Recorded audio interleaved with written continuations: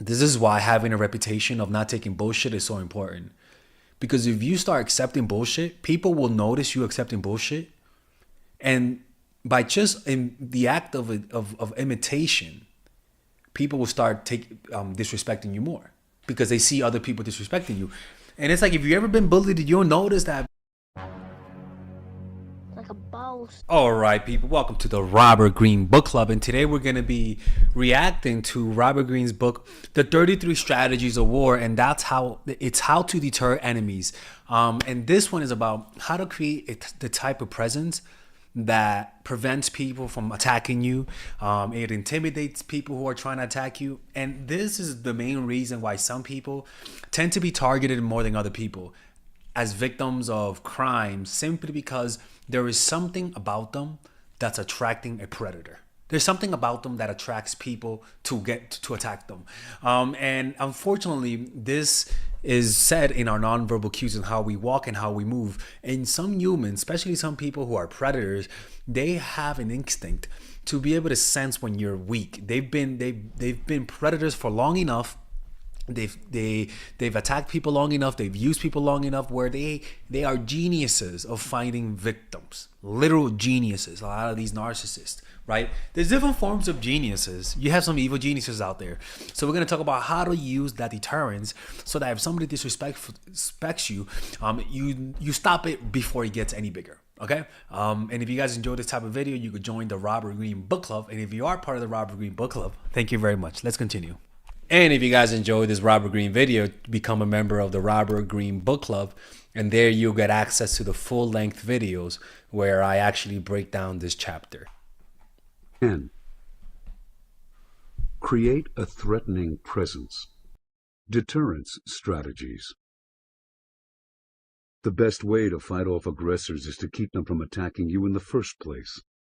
To accomplish this, you must create the impression of being more powerful than you are. Build up a reputation. You're a little crazy. Fighting you is not worth it. You take your enemies with you when you lose.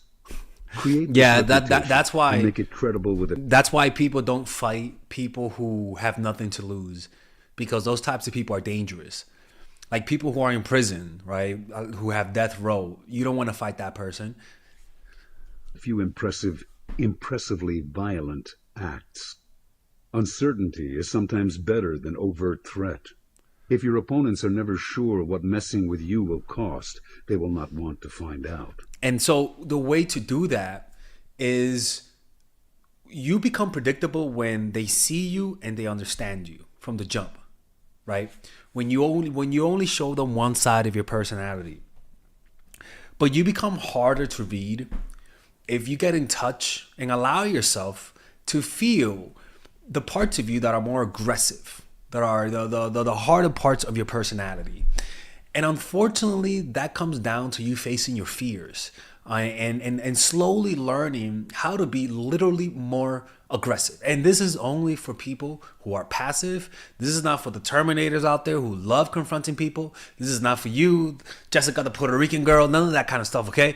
Jose, the Puerto Rican, no, stop it, okay? This is not for you. This is for freaking Melissa, the white girl, fucking Bob, the programmer. Sounds like they're all white. Right? But the whole point is that your background, your history of being a victim, your history of being hurt is pretty much advertised in your face. And that's the issue, is that it's hard to hide, right? If you've always been bullied, you're going to attract bullies. And if you've never been bullied and you've always been the bully, you're going to attract victims. So unfortunately, this is just fear. Like when you show fear in your face, what that means is that you haven't confronted your fears yet. You're not confronting them face to face. And so you have to confront your fears in the form of the outside world.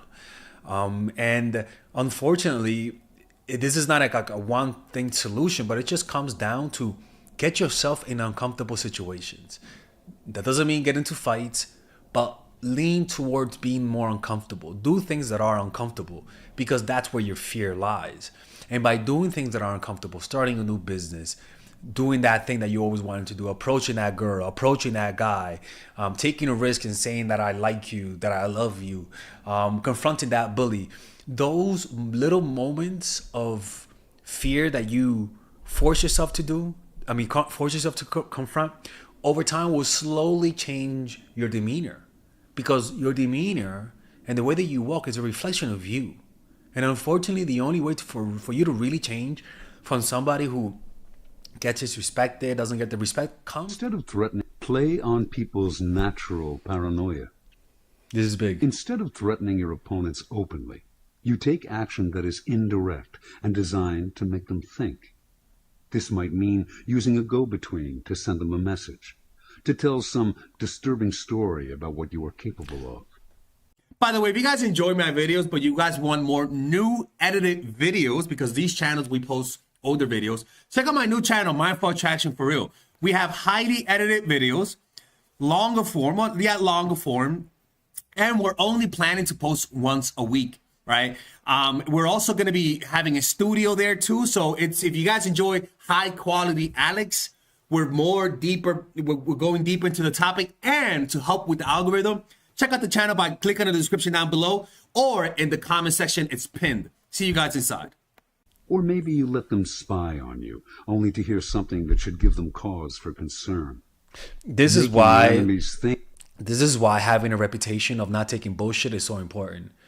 Because if you start accepting bullshit, people will notice you accepting bullshit, and by just in the act of imitation, people will start disrespecting you more, because they see other people disrespecting you. And it's like, if you ever been bullied, you'll notice that the kids who get bullied by more people. Weakness, unfortunately, draws predators. It draws people's desire to manipulate you. That's just how people are. Think they have found out that should give them cause for concern.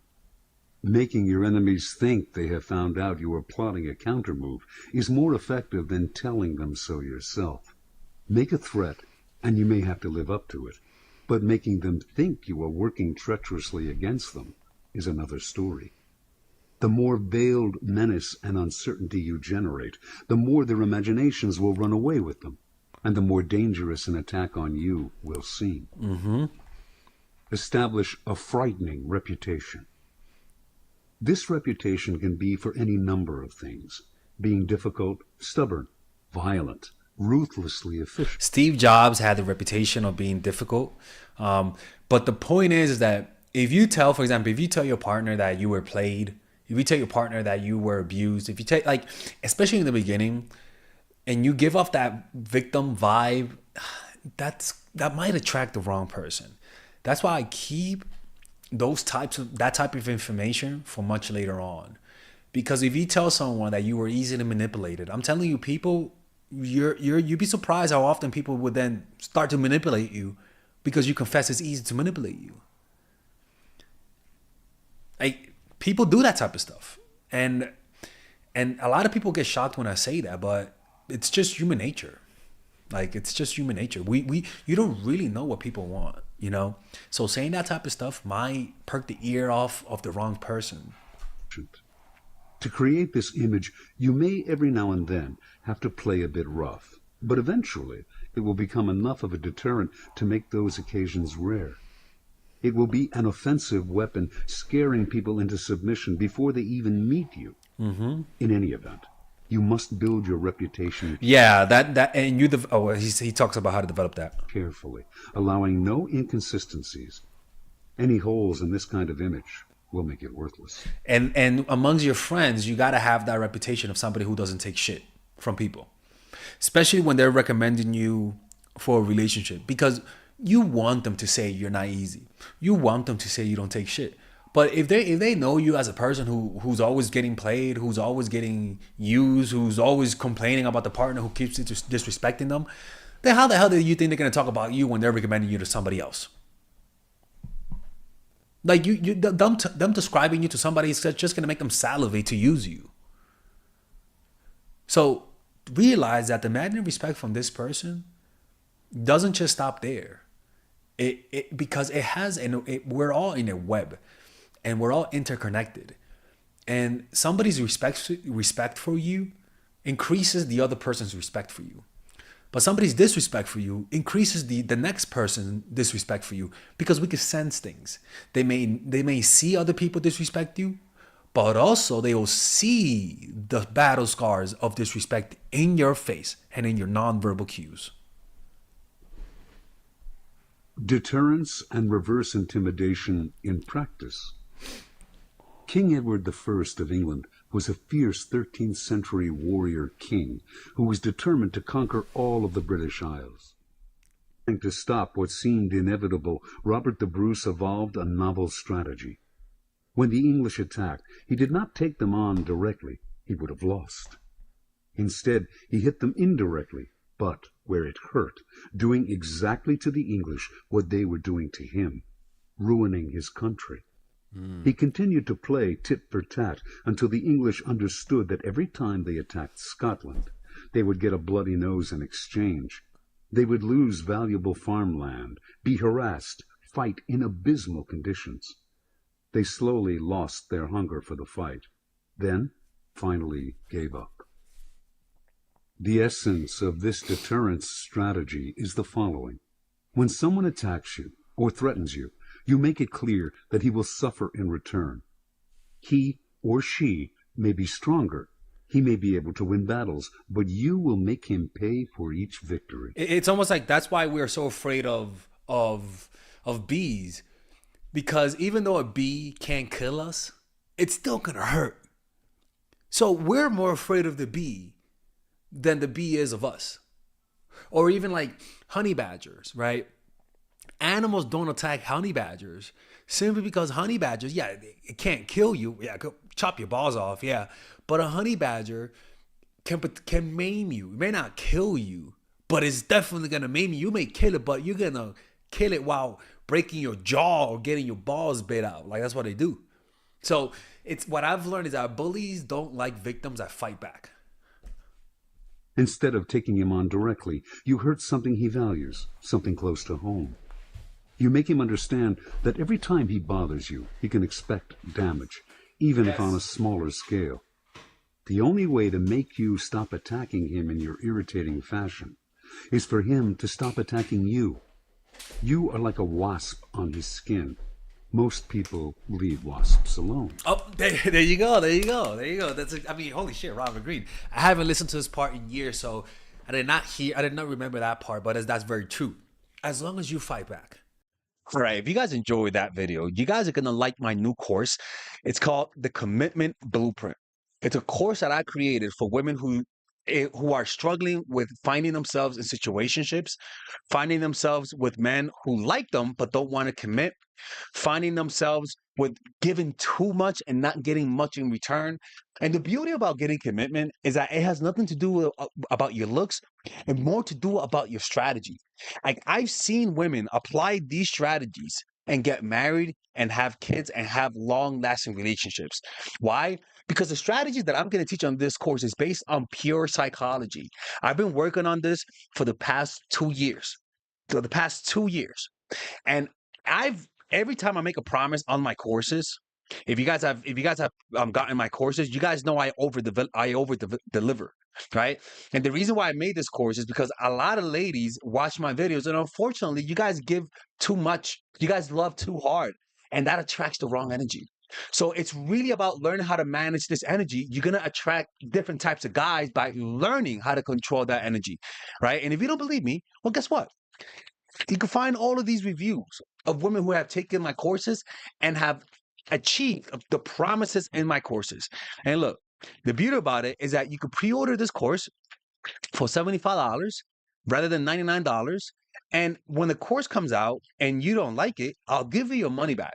I'll give you your money back if you don't like it, and you have 30 days to get your money back. But I'm telling you, I guarantee that if you do exactly what the score says, you will find commitment. And above all, you're going to stop wasting your time with the wrong guys. Because at the end of the day, to find the right guy, it's all about filtering the wrong guys. Eventually, the right guys will filter through. if you just apply what the course says. It'll break the negative pattern of being attracted to guys that are not into commitment. I'm telling you, there's a reason why you attract guys who are not committed. It's because there's a pattern and you're not aware of it. And sometimes you need someone like Father Alex to show you these patterns and in order to break it. Like I've seen it many times before. Okay. So just pre-order right now on the description down below. I like to think this is going to be my best course I've ever done in my life. I have that feeling, especially with all the research that I've done, you're gonna get results, guaranteed, or your money back. Anyways, take care.